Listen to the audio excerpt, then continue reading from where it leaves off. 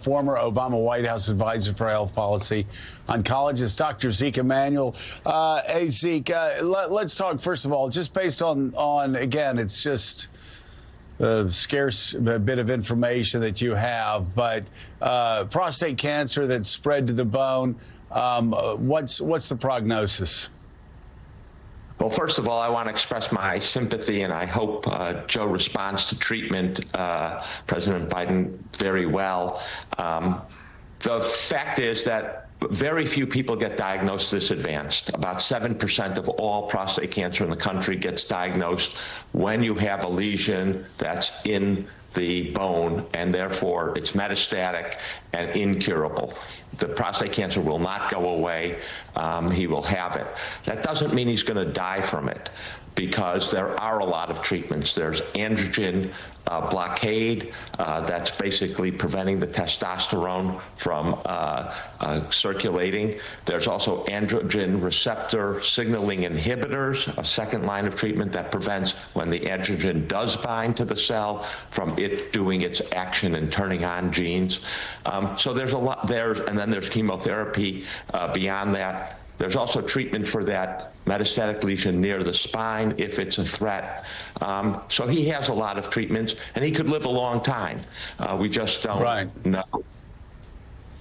Yeah, you had said that very few people have it actually diagnosed at this late stage, that's rare. Doesn't it take some time for prostate cancer to develop to a point where it would spread to the bones? Oh, he's had this for many years, maybe even a decade, growing there and spreading. That's right. It's a little surprising. I look back at the records, and there's no evidence that when he got his health status and the medical records were released that he had a prostate-specific antigen. Now, it is true that a lot of people recommend not doing a prostate-specific antigen after 70, but President Biden's been in public life a very long time. He was vice president and had a lot of exams under 70. So it's a little surprising that they didn't do it, and maybe President Biden decided he didn't want the test. Many men do decide they don't want a PSA. But this is it is also aggressive. When we talk about aggressive, part of what we mean is that Gleason score. That score is from it's 2 up to 10, and he's at a 9. And that means that the cancer doesn't look normal. It looks very abnormal, which is probably why it's in the bone. And as you point out, Joe, it's been around for a very long time in President Biden years.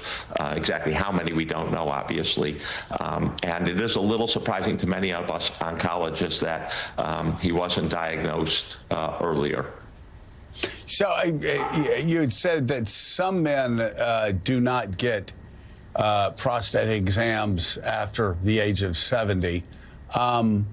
But some men, most men, aren't president of the United States. If you were a president's physician and trying to figure out how the state of his health and how he was doing, would this not seem to be a very normal routine test that you would insist the president have? Well, it's a complicated area. So because it's slow going, a lot of people say unless the individual has 10 or more years to live, estimated, that you don't do this test. And then if they do, you have a discussion with them about whether to actually perform the test. I don't know what happened in that discussion. There are people, and I'm actually one of them, that would say, I don't want to see that test, because part of that test is you get a lot of overtreatment. It's not a very accurate test. Sometimes people say take the test and then you can do an MRI to evaluate whether, if you get a high score, whether in fact there is cancer there or a lesion that would require biopsying. So there's a lot of recommendation to discuss it. I don't know what President Biden and his doctor discussed, but I think you are hinting at the other element, which is that President Obama had this test, President Bush had this test. It is a little surprising that the doctor didn't take it, and if he took it and didn't report it and it was elevated, that is another case of doctors not being straightforward with us. We've had several of them with President Trump, especially around his COVID diagnosis. And if that is true, that would be very troubling. Again, Zeke, you're an oncologist, obviously incredibly respected.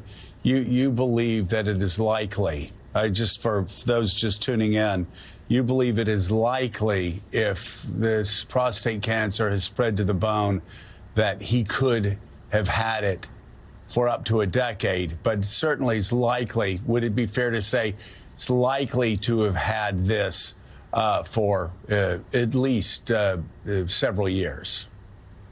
Oh, more than several years. You don't get prostate cancer. So I just want to stop you. So this is not speculation. If you have prostate cancer that is spread to the bone, then he's most certainly, you were saying, had it when he was president of the United States.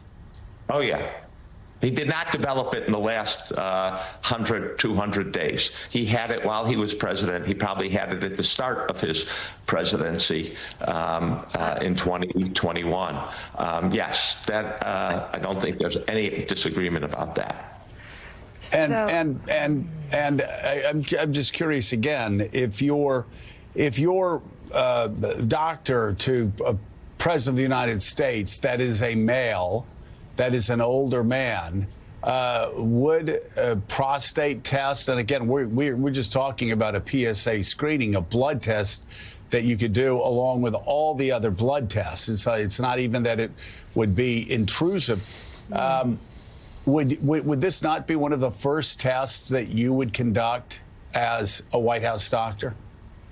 If you're a White House doctor in this situation, I think you would certainly discuss it with the president and talk about the pros and cons.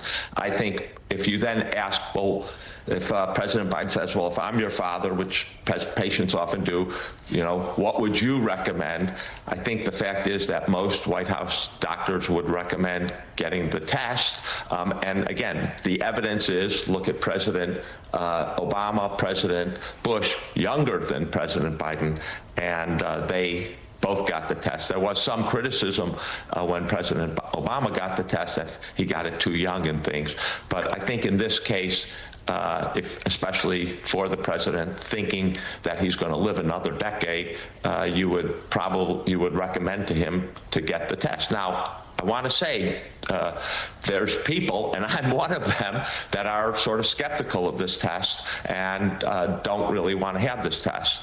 But that is quite common. And I should say I have had this test, mostly to get insurance, interestingly enough. If you apply for insurance, this is one of the tests that they require, just like an HIV test and cholesterol screening tests and other things. So I think your speculation, Joe, well, most White House doctors would recommend this test to the president and would say, I think you should get it, is probably true. Now, the president has the ultimate decision. They just can't take his blood and, not talk to him about it.